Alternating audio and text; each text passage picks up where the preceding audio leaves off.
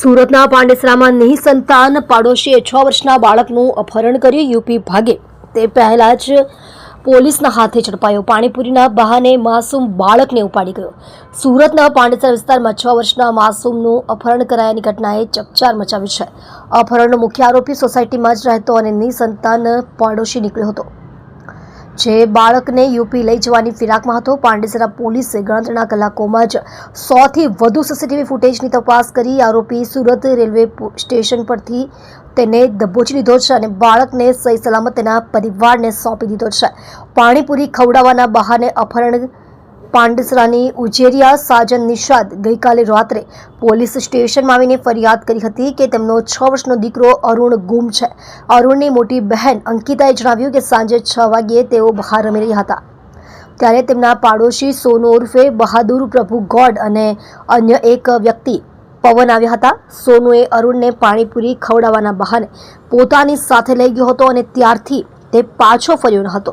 સોનુ અને બાળકને આસપાસના વિસ્તારમાં ઘણી શોધખોળ કરવા છતાં કંઈ પત્તો લાગ્યો ન હતો. સંતાન ન હોવાના કારણે અપહરણનો પ્રયાસ. પોલીસ તપાસમાં ચોંકાવનારી વિગતો સામે આવી છે. આરોપી સોનુ ગોડના લગ્ન થઈ ગયા છે, પરંતુ તેને કોઈ સંતાન નથી. જ્યારે તેની પત્ની ઉત્તર પ્રદેશના મહારાજગંજ ખાતે રહે છે. પોલીસે શંકા વ્યક્ત કરી છે કે સંતાન ન હોવાના કારણે જ આરોપીએ બાળકનું અપહરણ કર્યું હતું અને તેને યુપી લઈ જઈને ઉછેરવાનો તેનો ઈરાદો હતો. પોલીસની ત્વરિત કાર્યવાહી અને રેલવે સ્ટેશનથી તેની ધરપકડ. આ ઘટનાને ગંભીરતાથી ધ્યાનમાં રાખીને પાંડેસરા પોલીસે તાત્કાલિક કાર્યવાહી હાથ ધરી હતી. પોલીસે શહેરના ક્રાઇમ બ્રાન્ચ અને મહિધરપુરા પોલીસ સ્ટેશનની ટીમો સાથે મળી આરોપીની શોધખોળ શરૂ કરી.